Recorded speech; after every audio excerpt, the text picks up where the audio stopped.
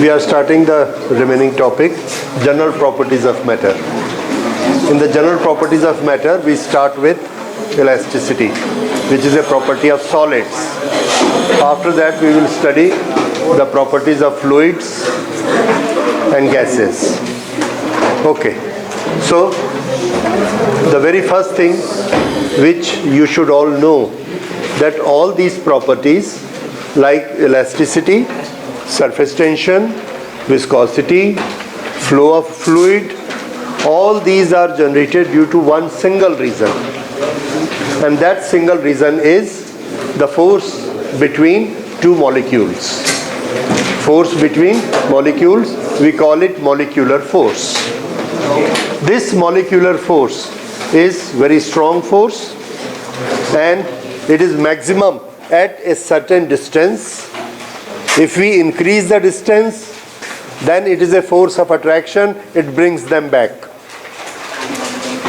We increase it and they attract each other back to that particular distance. That distance we call R0.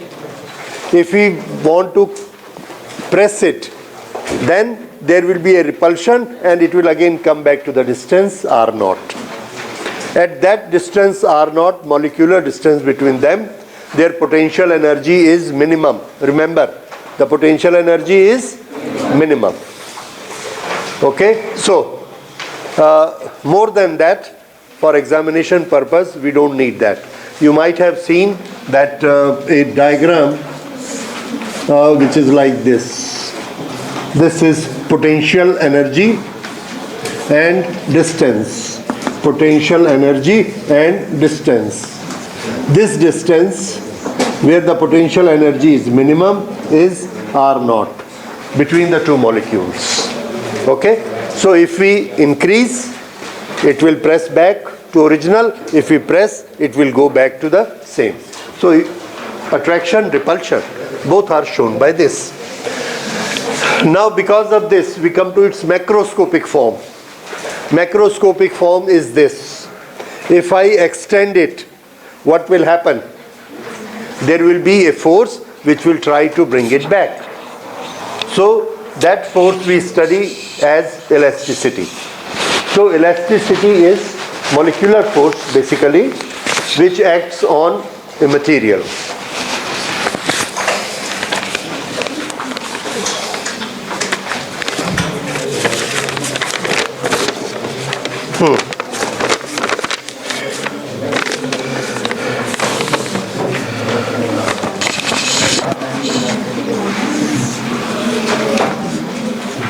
Start with a wire or any material.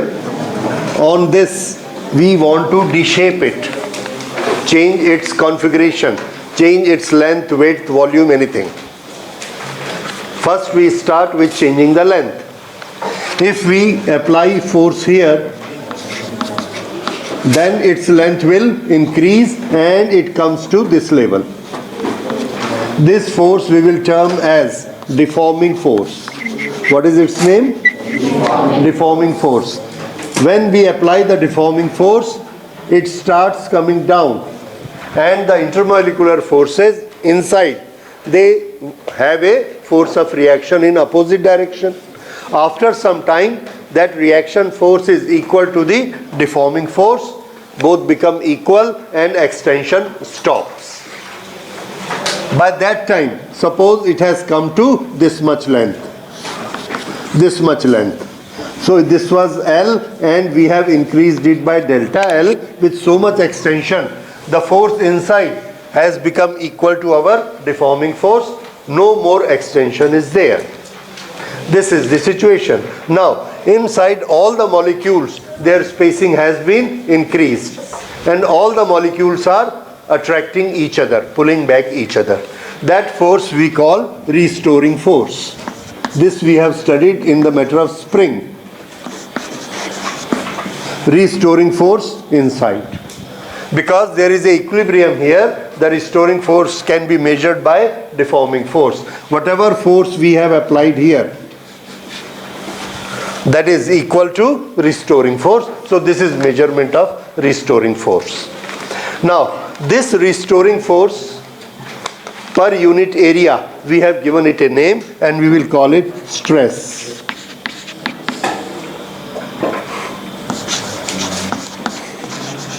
Restoring force divided by area of cross section. If this is the wire, then this area will be known as area of cross section. If we divide it with that, that will be restoring force, F upon A. Right. So this is known as stress, the tension which has developed inside the string. Now, this deformation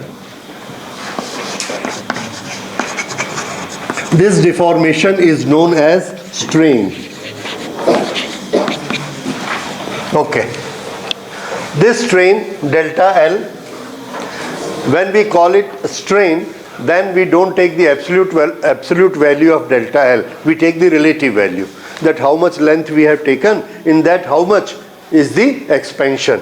And that is ratio. Delta L upon L. This is strain.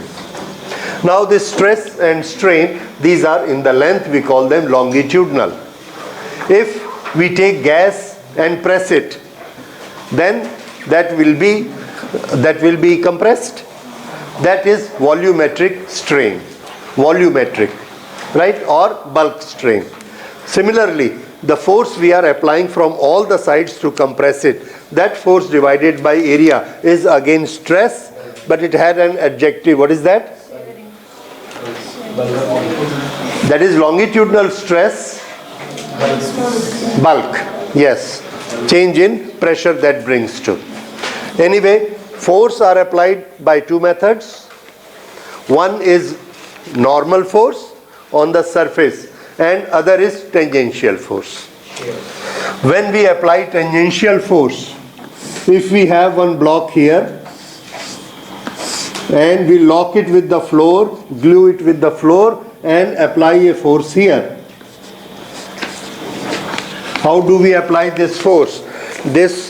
Put our hand here and with the help of friction, we put a force like this way. That. Now what is the direction? Tangential. And if I press it down, this is the surface and I am pressing it down. That is normal force. Longitudinal force. So normal force, tangential force. There are two methods to apply the forces. When we apply this tangential force, then this will be bending like this by angle theta. So there is no change in the length, no change in the volume, but the shape has changed. Please. The shape has changed. This theta is deformation, right? And this is tangential force we applied. So again, there is a strain and this strain is theta,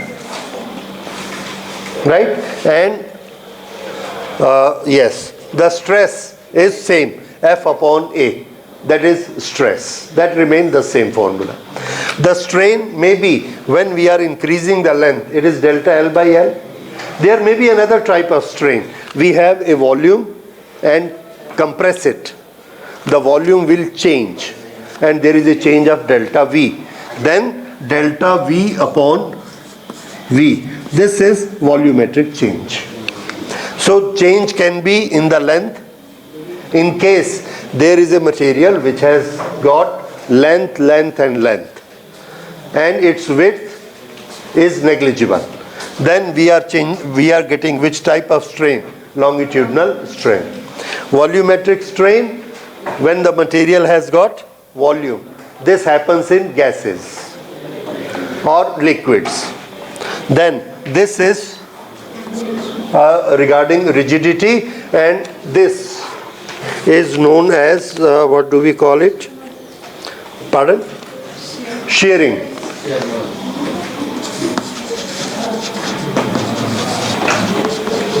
Shearing strain. And this, if we calculate F upon A here, that will be known as shearing stress. This is shearing action. So in the shearing action, shearing as stress, shearing strain, longitudinal, volumetric. Right. So these are stress and strain. Now stress, can you tell me what should be the unit of stress? F upon A. Newton per meter square. Right. What should be the dimensions? Yeah, you can always make it ml t minus 1. So this is ml minus 1 t minus 2. This is stress, and the strain, no unit and no dimension. Right. So this is about stress and strain in the material, and this is all due to that molecules we have studied. Okay. Now after this we go to Hooke's law. Next thing, what is this property of elasticity? Elasticity is property of a material due to which when we deshape it by applying a force, then after leaving the force it comes back to its own position, original position. That is elasticity. What is elastic limit? When we apply a deforming force and leave it, then it comes back to its original position. But if we increase the deforming force, then there is a certain limit. If we apply deforming force up to that limit, there is a deformation, and then we leave this deforming force, it does not go back to its original position. That deformation has become permanent deformation. So that force which applied for deforming, after which it cannot come back to its original position, that minimum value is known as elastic limit. Suppose I apply a force of 9 Newton, 8 Newton, 9 Newton, and I leave it, it goes back. 9 Newton I leave it, it goes back. 10 Newton I leave, it goes back. But the moment I apply 10.1 Newton, there is the extension, and I leave it, it does not go back. So 10 Newton is our, yes, that is elastic limit. Within that it will go back, after that it will not go back. Ye light jala dijiye. Okay, so that is elastic limit. And after that we study Hooke's law.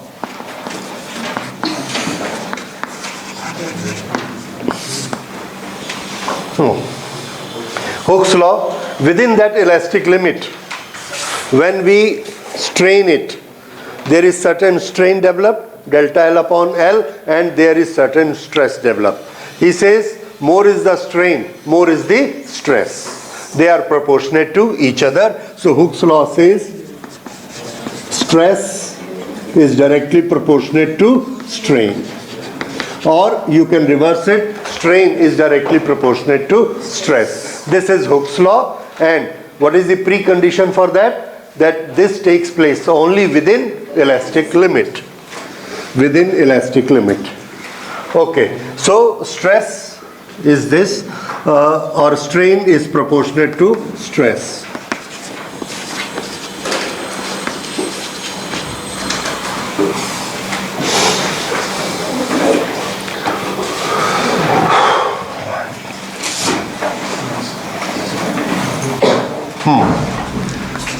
So we can write that stress is equal to a constant into strain. This constant changes from material to material, and this is known as coefficient of elasticity.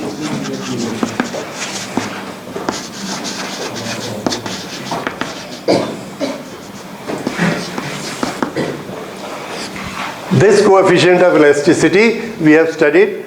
There are three coefficients. One when the case is longitudinal, and one when the case is bulk, and one the case is sharing. All three. Okay, so now we take them one by one. If there is a longitudinal stress and longitudinal strain, this K is equal to what? Stress upon strain. This we have divided into three categories. One is this coefficient of elasticity, we give it a name, modulus Modulus of elasticity. So the first modulus is Young's modulus. Young's modulus is in the cases when the strain is, yes, longitudinal strain. That is in the case of wire, where length is important and width is not important. Then stress is also longitudinal stress. Normal stress, longitudinal strain. This is Y. What is the measurement of normal stress? F upon A, and this is delta L upon L. And that makes it F L upon A into delta L. This is our formula for Young's modulus. Similarly, we have relations of bulk modulus. Bulk modulus takes place when there is volumetric changes. In the volumetric changes, bulk modulus is force upon area divided by change in volume. And this comes to force upon area for the gases is pressure divided by delta V into V. This is for bulk modulus, and this we can prove that this is equal to change in pressure. That was done by Newton. Okay, this is bulk modulus. Now there is modulus of rigidity. Modulus of rigidity, that is tangential force upon area divided by theta. What was theta? That you understand? Deformation? Yes. Strain. So this is stress, this is strain. Tangential force divided by area multiplied by theta. If we see in that diagram here, we applied a force here. Because of this force, this angle is created, theta. So for a small angle theta, this theta is equal to this deformation x, and this is height or length L. So theta is equal to x upon L, and this is tangential force upon area. Force upon area, but which area? So please understand that this top surface where this force is applied, we have to take this area and not this area.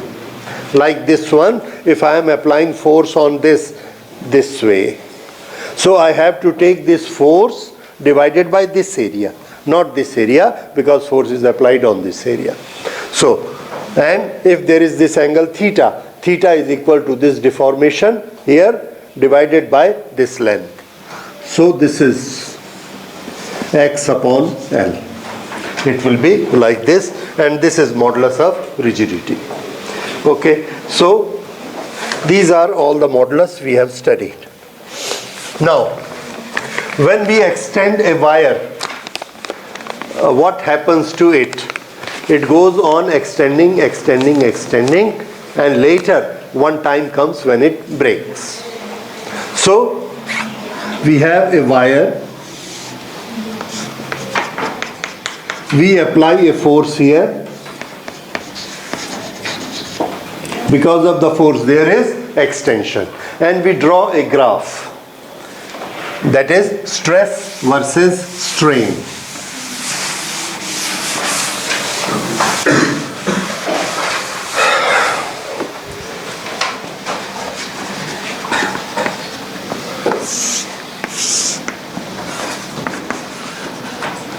Strain is what you understand? Delta L. This extension. Stress is what? Force applied per unit area. So we are applying force. The force is increasing, the length is also increasing. Delta L goes on increasing, and what we get? The stress increase, delta L increase. This much force we have applied, and this is the delta L. It goes in a straight line. When it goes in a straight line, we say Hooke's law is followed. What is Hooke's law? Stress proportionate to strain, so there has to be a straight line. After that, what we find? Like this. Hooke's law is not followed here. But what happens? After this much stress, if we leave the force, it comes back to this position. This much comes back to this position. But if we apply this much force and then we leave it, it does not come back here. What happens? It comes back, but a little bit. It comes back to this position. We decrease the force. If we decrease the force from here, it will come back on this path. But if we take our force so much and then we leave it, it does not come back by this path. It comes back by this path. And when we make force equal to 0, we find that this much delta L remain there, permanent. This is known as permanent set. Again, I have a wire which is length 1000 millimeter, 1 meter. I apply the force. It goes up to 1010 millimeter. Leave the force, it goes back to 1000. Elastic limit. Now I apply more force and now it has gone to 1012. 1012. So much force, larger force. Now I leave it. It comes back but stops at 1002.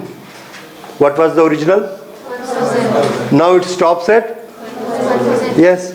No force is there, but still it is 1002. That 2 millimeter extra is now permanent set in that length. That is permanent set. Why it has happened? Because we have crossed it. But still this is known as elastic limit because it has come back from 1012 to 1002. So it is elastic with a permanent set. If we increase it further, then what we find? That no elastic limit is there. If we apply this much force, then elastic limit is broken. So we call this is elastic limit. This is point A, this is point B, this is point C. C is what? Elastic limit. If I give this much force and put it to 1020, leave it, it will not even come to 1019. Gone. Elasticity is gone. That is elastic limit. Up to 1012, what was happening? It was coming back with a permanent set. Up to 1010, what was happening? It was coming back fully. So that was this portion. Up to this portion, it was following Hooke's law. So A, up to A, what is followed? Hooke's law. Up to B, permanent set. C, if we apply this much force, then this is elastic limit. After this, it will not strength back. It will not come back. Okay. Still we applied more force. If we increase the force further, what will happen? We see it goes on elongation. So if we apply more force, a little force gives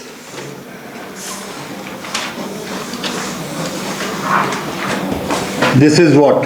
Strain, length. So the length goes on increasing. A little force more, the length goes on increasing, increasing, increasing. And a time comes when we apply a little more force and it breaks.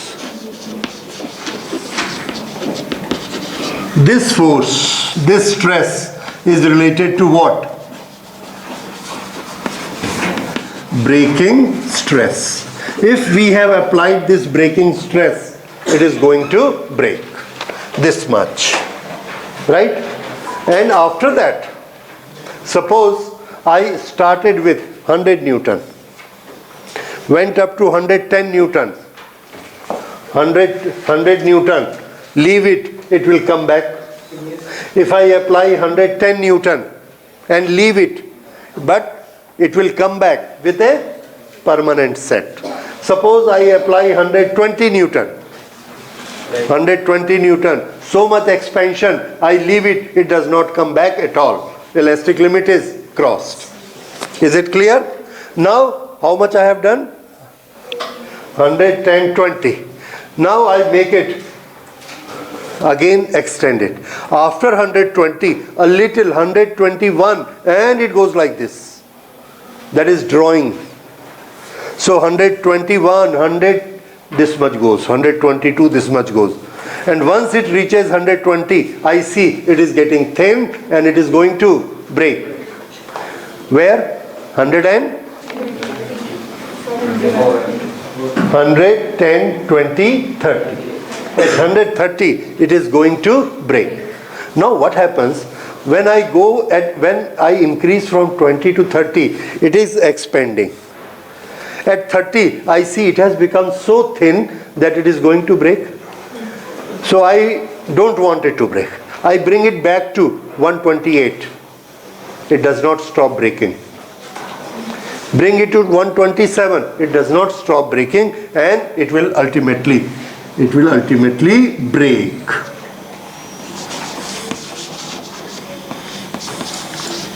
Breaking point.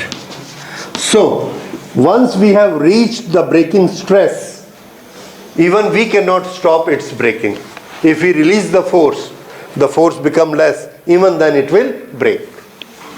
Is it clear? So this is breaking point. This is known as stress strain curve. Stress strain curve. Now, related to your examination, what is its importance? Number one, you should know the different points and their function. And one very important thing is that this neck you are seeing, this much, here is something lies. If I am increasing the force, what is increasing? Delta L, length. Length goes on increasing. This shows that this material on application of force can be extended. And see another graph.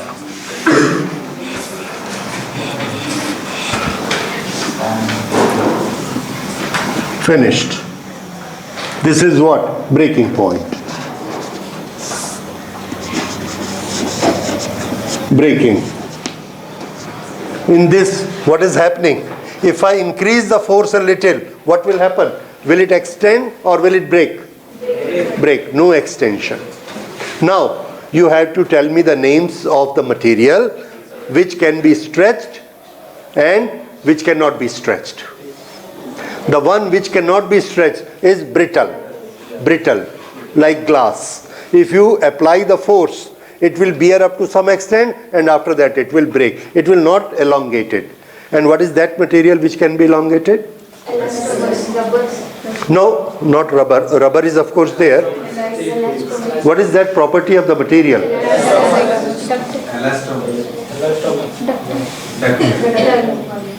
What is the opposite of brittle?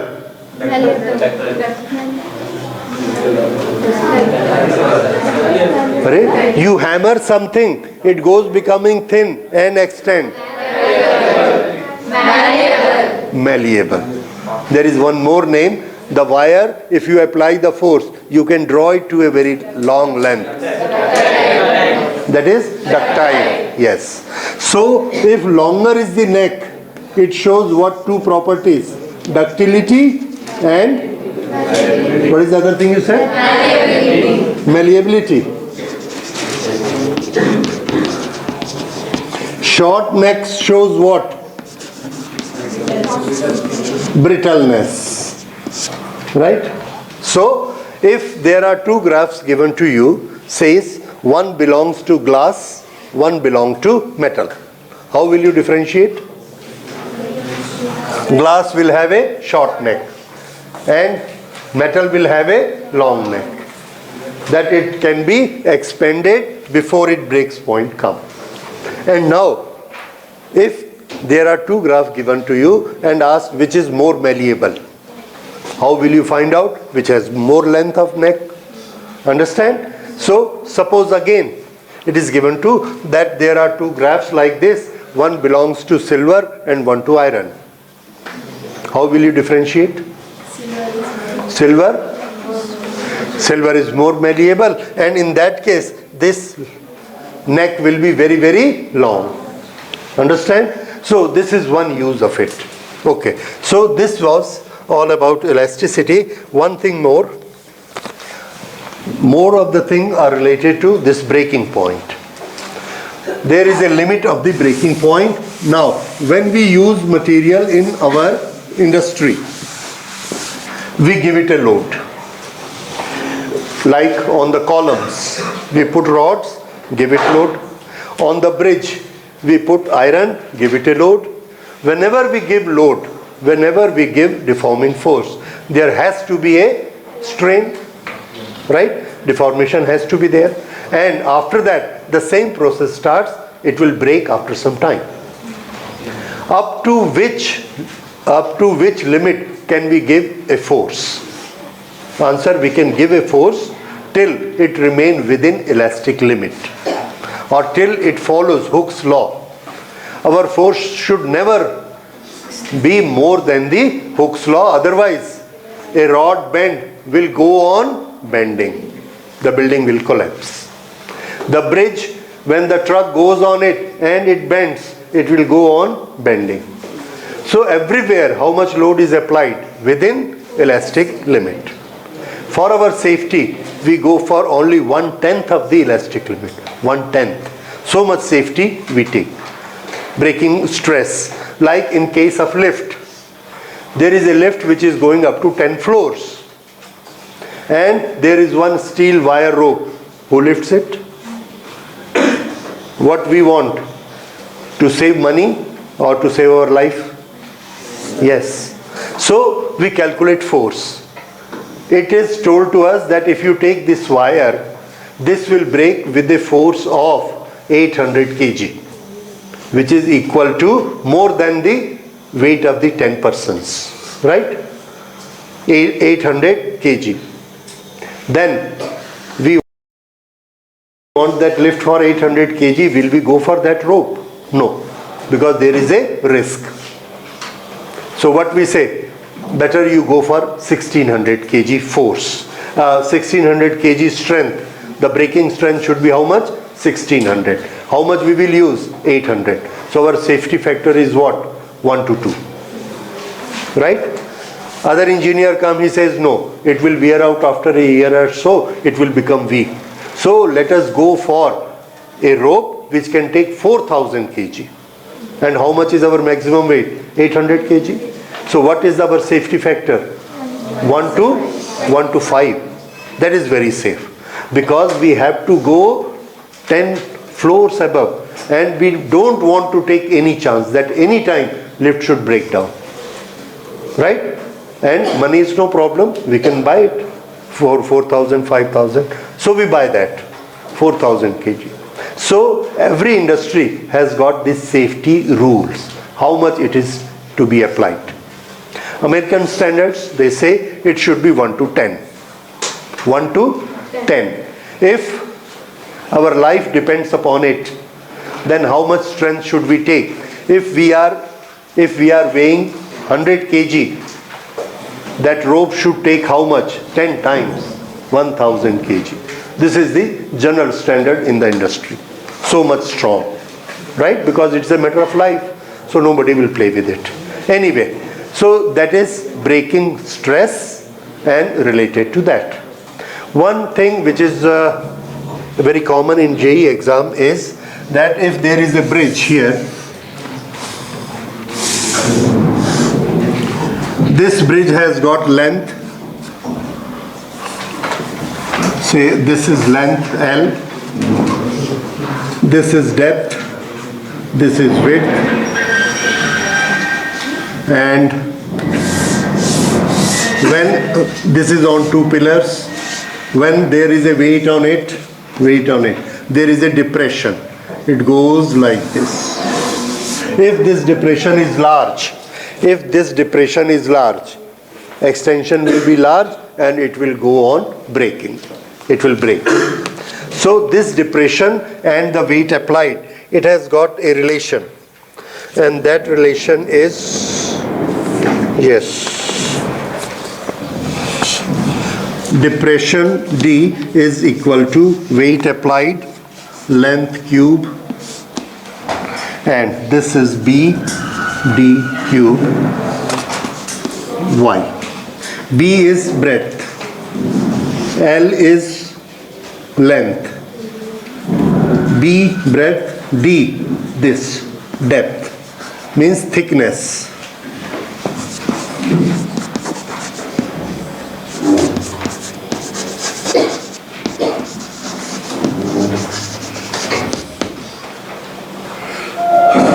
D. This is B. This is L.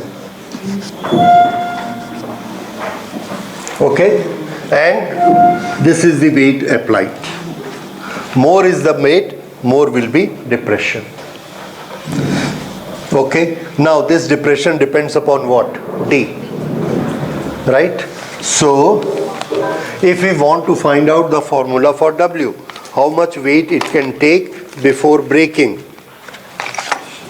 So here W is equal to this B D cube Y upon L cube.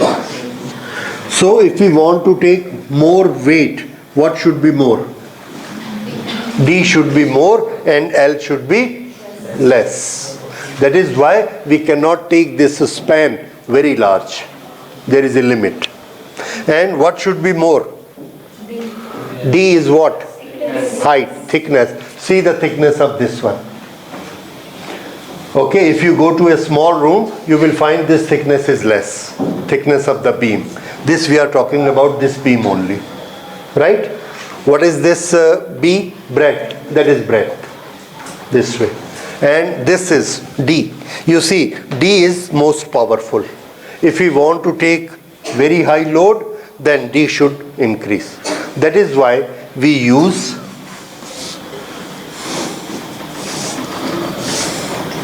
this rail, or we can say channel. Why we use this H-shaped channel? Because with the less metal, we get a large D. Yes. And this goes like this. This is your channel. Here we have all filled it with the cement, but if there is a steel, you have seen the railway line, rail that is like this. So why this shape is given? I shape we call it. This is capital I. So this is known as I beam. What is its name? I beam. So why there is a particular shape of I beam? Because according to this relation, more weight will be taken if, yes, depth is large. So for any given steel, if I am using this much steel, which is 10 kilogram, this much, how much height I get? This. Now if I make the shape like this, in place of 10 kg, I can make it in 3 kilograms. 3 kilogram. Depth is same. The strength is same. The same weight can be taken. So why should I waste 10 kg when I can make it for 3 kg? And this we have experimented. It can be done. That is why you see the width is same. Yes, B is same, D is same.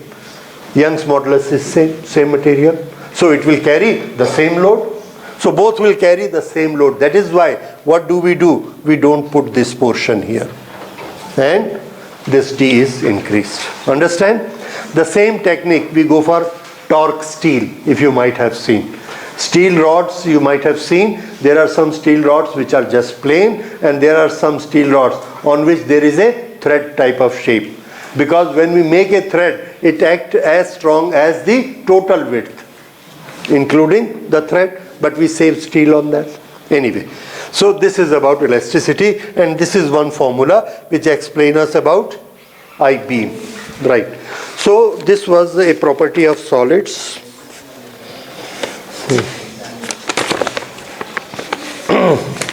Now we go for fluids. Just 1 minute. Yes, there is another term in elasticity that is known as compressibility. Compressibility. Please remember, this is 1 upon B, and what is this B? This is bulk modulus. Okay, so this is compressibility. It comes only in one line question. So if bulk modulus is there, you can always find out compressibility. Okay, so this is all about elasticity. And now we will study the fluid.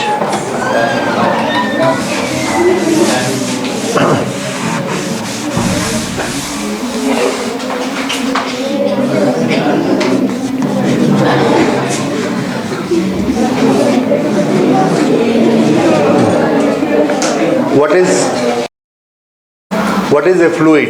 The one which can flow is known as fluid. Okay, one very important feature, property of the fluid is the pressure. In physics, in general terms, pressure means what? Pressure is, that is calculation of pressure, force upon area. What is pressure? Pressure is the effect of force. Effect of force. The same force may have different effects. Like there is a suitcase carrying 10 kg. If I carry it with a wide handle, there is a effect of that 10 kg force on my hand. And if in case of a wide angle, I put a string, a wire, and then I again lift it, the effect of the force is different, right? I don't like that, because that effect is more, giving trouble to me. You understand what I am telling? Force is same, 10 kg. Then what is pressure? I say the pressure is more when there is a wire. The pressure is more means effect of the force is more. So pressure tells us what is the ultimate effect on us, and we calculate it. How do we calculate pressure? Now you can say the pressure is force upon area. So when this area is large and I lift it, the area is large, the effect of force becomes less. When this area is small, like a wire, the effect of force becomes more. Force is same. So this is definition of pressure. Now other things you have learnt about it. What is the unit of pressure? Newton meter square. This Newton per meter square, we have given it a short name, that is Pascal.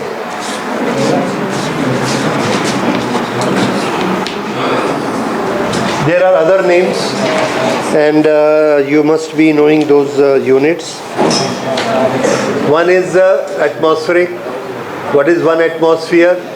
That is equal to the pressure of the whole column of air above us. The whole pressure, the whole force per unit area by this atmosphere is known as 1 atmospheric pressure.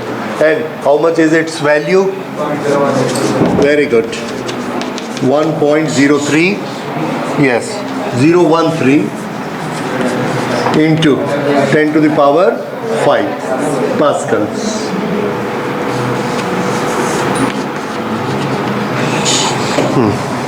Then we measure it with mercury column.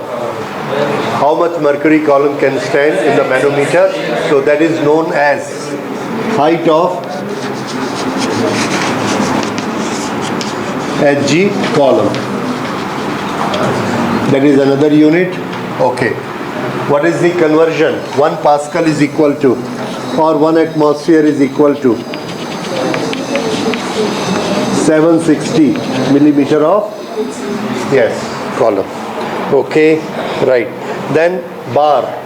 What is 1 bar equal to? 10 to the power 5 Pascal is 1 bar. This bar is used in industries when we study with boilers, etc. there. Then millibar. Millibar is of course 10 to the power minus 3 of bar. That is millibar. Then Britishers are still using pound per square inch. Pound per square inch. 1.45 pounds per square inch is equal to 1 Newton meter square. That is PSI, pound per square inch. Okay. So these are certain units of pressure. Now how do we measure the pressure? Either countering it with a spring, and the best method we do is mercury method. What do we call it? Barometer, because of this. Barometer. In mercury, you have done it. We fill one tube completely with mercury and then invert it, put it in a mercury pot. Here. When we put it in a mercury pot, what do we see? That the mercury goes down from here, but at a particular place it stops. It does not go further down. Okay. So this height is balanced by the atmospheric pressure on this open surface of the mercury. This atmosphere, air or the atmosphere, it is pressing it to go inside the tube. This mercury is pressing to go out of the tube into this trough. Both are balanced. The pressure of atmosphere and the pressure by this column, both balance each other. Column stops here. At that time we say this height of mercury is equal to atmosphere's pressure. Understand? Okay. This is how we measure it. And at normal temperature pressure, how much it is? 760 millimeters. Now, what is the thing to be asked? What is this place known as? This is a vacuum. That is Torricelli's vacuum. More important than that this is a pure vacuum. Whenever we create vacuum by sucking air, some air is left. Positively some air is left. We cannot create a perfect vacuum. But this is perfect vacuum. Because it was earlier filled with mercury. When we put it upward down, then what has happened? The mercury has come down and no bubble has gone up. That means there is absolutely no air particle here. So this is perfect vacuum. And what I told you, what is this known as? Torricelli's. Torricelli's. Who made this thing? Whose barometer? See it, learn it, no problem. But this you should learn that this is vacuum. Torricelli's vacuum. Right. This also tells us that if we want to suck mercury, we cannot suck it longer than 760 millimeter. In the same way, now we come to the pressure calculations in terms of this. How much is the pressure here? The pressure here, because of this mercury, is equal to atmospheric pressure. But how much it is? This pressure is force upon area. This force is mg upon area. What is this?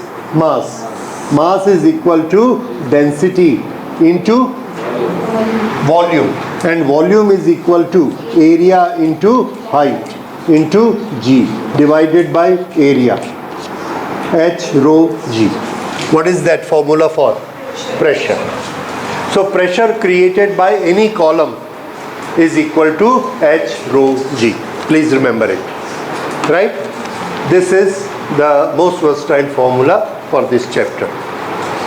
the pressure created by H rho G, where H and G are in the same direction. This is also important. H and G are in the same direction.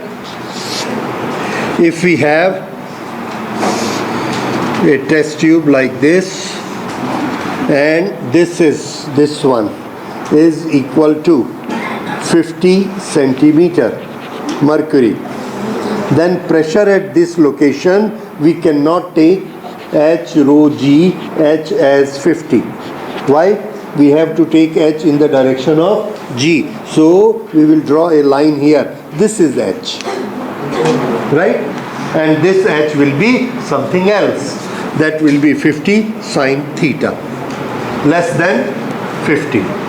So which height is to be taken for the column? The height in the direction of G, right? That is vertical. So if we make it like this or this way, this length is not to be taken as height. So this is a small precaution while calculating. So this is pressure and its measurement. Now next thing we come to is Pascal's law. Pascal says that within the fluid, the particles are pressing each other, and at any given point,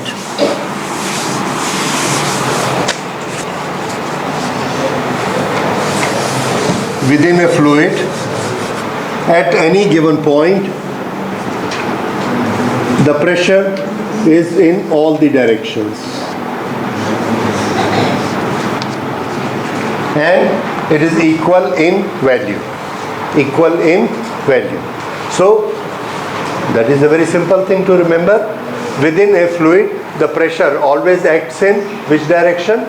All the directions, and its value is always same, right? When it comes in contact with a container, at this point there is no liquid here, it is pressing the container. Here it is pressing the container, here it is pressing the container, and all these places the pressure is same, right? This is Pascal's law. Based on the Pascal's law, we have the principle of hydraulic press. What is the principle of hydraulic press? There is a piston which has got a larger area here. This is a piston with a larger area, A2. This is connected with a piston with a smaller area. This is a piston with a smaller area, A1. We apply a force F1 here. How much is the pressure here? P is equal to F1 upon A1. The pressure according to Pascal's law is distributed equally at all the points. So all over it is same pressure. Here also we can put it like this. Okay. This is piston, this is tube. So everywhere it is like this. So pressure is same. Pressure P, P, P. Which law is that? Pascal's law, which says the pressure throughout the liquid is same. Number one, and it works in all the directions. Two parts we divided, same throughout the liquid on every particle, and act in all the directions.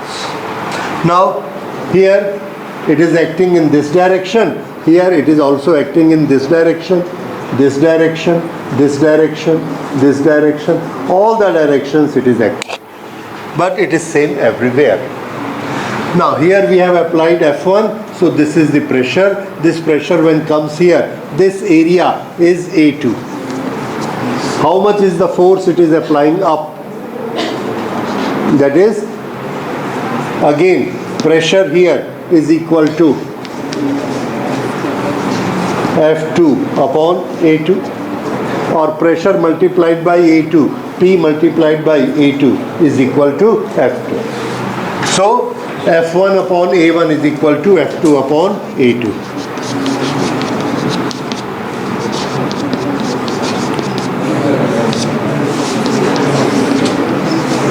Now we see A2 is very large, A1 is very small. So A2 upon A1 is a large quantity. So F2 is equal to F1 multiplied by A2 upon A1.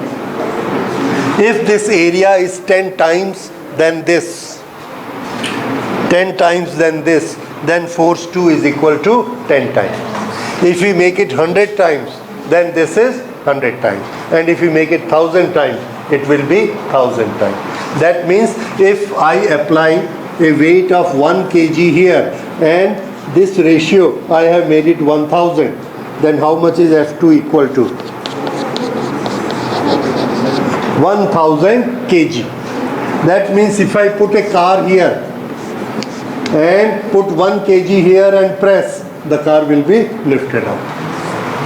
This is known as hydraulic press. So what is the principle you will remember? Pascal's law.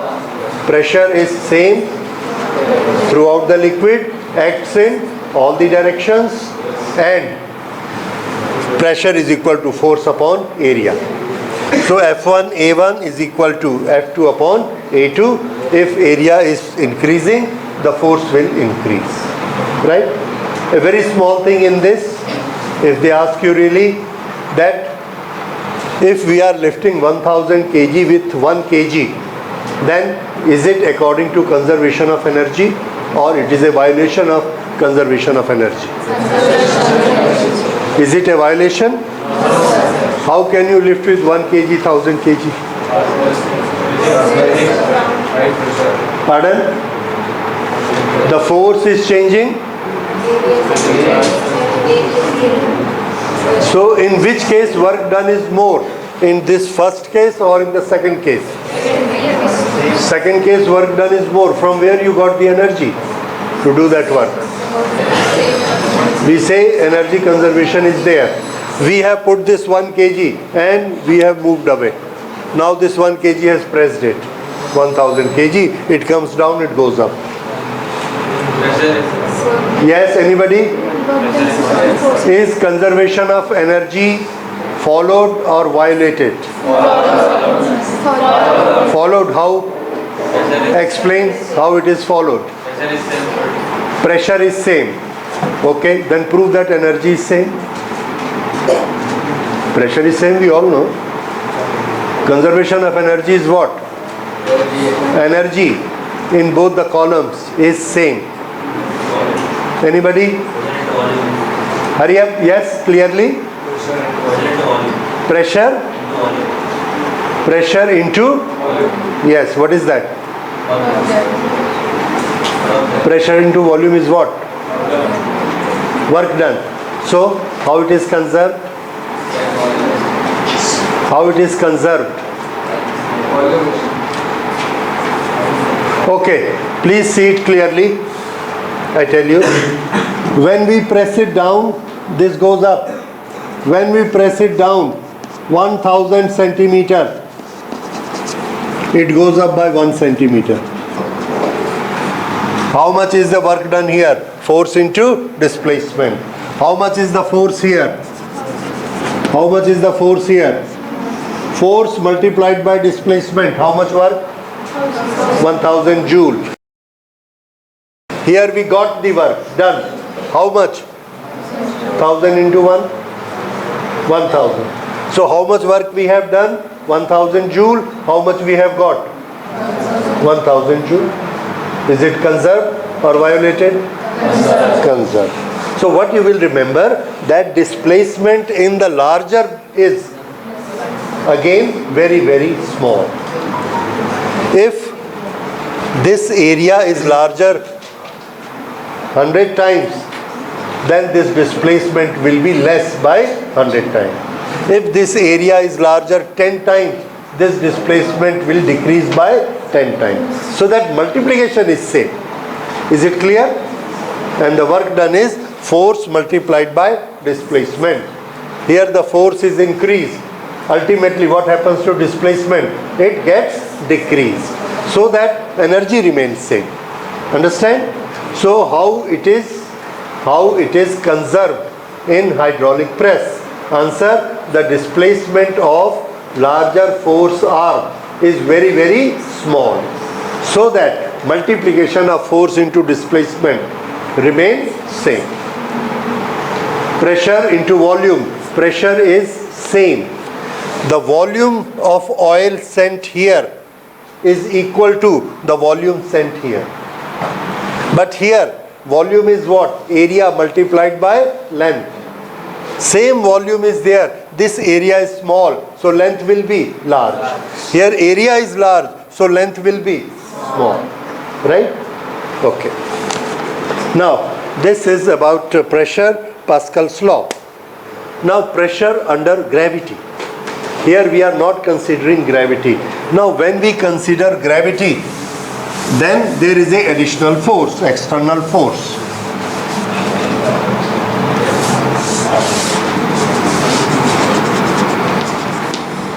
If this is a fluid filled here, there are 2 points here. Throughout the liquid, is the pressure same? Answer no, because now there is an additional force acting. What is that?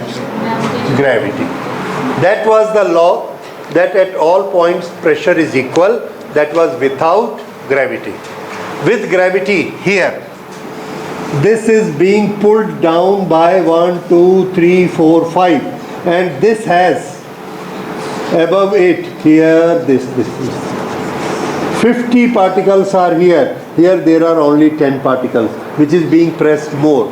B is being pressed more. So the force at this point is larger. Force at this point is smaller. The pressure is larger. The pressure is smaller. Understand? So, when we consider gravity, then within the liquid, at different height of the levels, the pressure is different. Remember it? Okay. How much is the pressure? Here is the atmospheric pressure. 1 atmospheric plus so much of liquid. This liquid is how much? H rho G. And this, from this to this, H1. From this to this, H2. How much is pressure here? 1 atmospheric plus H2 rho G. Is this point clear? So in the liquid, the deeper we go, more is the pressure. No Pascal's law. But yes, Pascal's law, because of the Pascal's law, these two should be 100, 100. But gravity gives it 20. So 120. Gravity gives it 50. 150. So there is a difference because of gravity, not because of Pascal. Understand? So this is the difference when we consider Pascal's law and we consider gravity as addition to that. Okay. So this is in it. Now the column. If we take this column here, what is the pressure by this column? Answer H2 minus H1 rho into G. Correct? Okay. So this is the pressure due to gravity. Now we come to two phenomena more which are very important for examination. One is buoyancy. Whenever we dip a solid into liquid, there may be three states. Either it will sink, or it will float with some body out, or it will float anywhere in it, or surface to surface. That way. Those are conditions for swimming. Then there is buoyancy.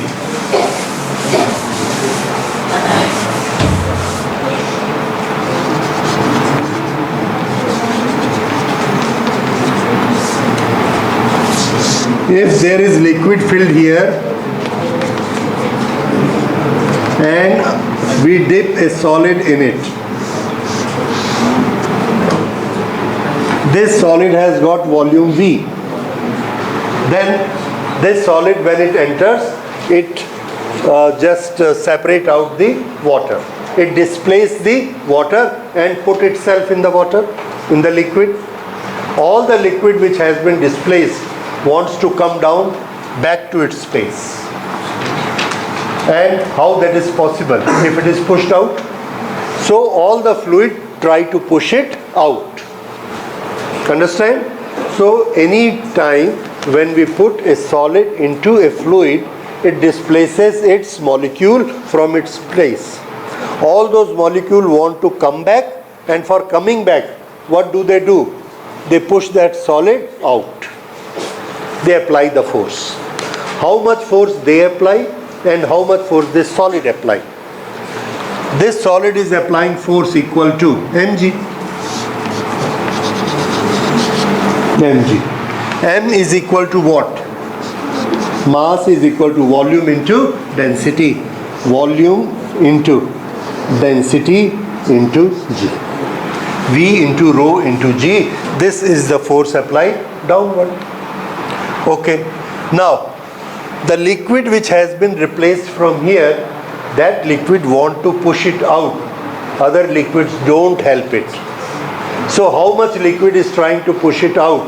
Answer, the same volume. Because it has displaced volume V, so how much liquid? V.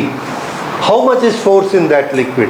The force in that liquid is force by fluid is its mass. The fluid which has been replaced, that is mass of the fluid multiplied by G. That was the force of the fluid, and this mass of the fluid is equal to what? Volume into density of the fluid multiplied by G. This is the force which is applied upward. How much? V into sigma into G, and what is this? Density of fluid. This force has direction upward, so we will call it upthrust. This is also known as buoyant force.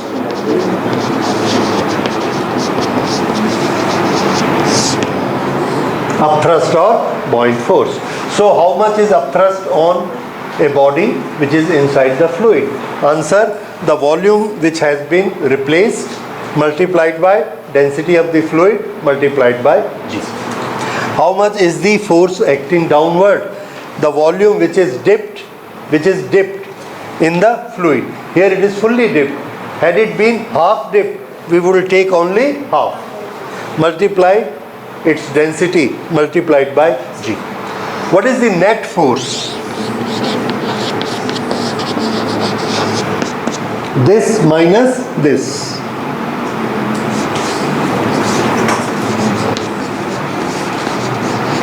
This is the net force. If this net force is more than 0, that means downward force is more than the upthrust. What will happen? It will go down. If upthrust is more, it will go up. And if they are equal, then it will remain at the surface here. This surface should be same. Right? So these are the three conditions of floating, and this is the equation of net force acting on a body. Buoyancy always acts upward. If we have a solid here, in fact on our body here is within atmosphere, there is a air which is a fluid. So there is always an upthrust acting on our body. In which direction? Opposite to gravity. Right? How much is that? V into sigma into G. Sigma is what? Density of the air. So that upthrust is so small, we are used to it. And we don't go up because our downward force is very high. But upthrust is always working, buoyancy is always working. Right? So this is buoyancy. Now, Archimedes principle. Archimedes principle is what? Anybody remember? Yeah, he says in the air, what was its mass? What was its force? V rho G. When we dip in the air, what has happened to it? It has decreased. So he says, first thing, whenever a solid is dipped in a fluid, what will happen to its weight? It will decrease. How much will it decrease? Equal to the volume of the liquid displaced. Understand? So in Archimedes principle, divided into two parts. Number one, when it is dipped in the liquid, the weight will decrease. How much is the decrease? Equal to weight of the fluid which has been displaced. Right? That's all. And with this we can find out volume also. This volume can be calculated if we have other data. Okay. So that is about buoyancy, Archimedes principle, pressure and ultimate pressure. Okay. Right. So this was for the standing liquid. Now we come to flowing liquid, fluid, in which we will study Bernoulli's theorem. Okay, first we see flow. When the fluid flows, what happens?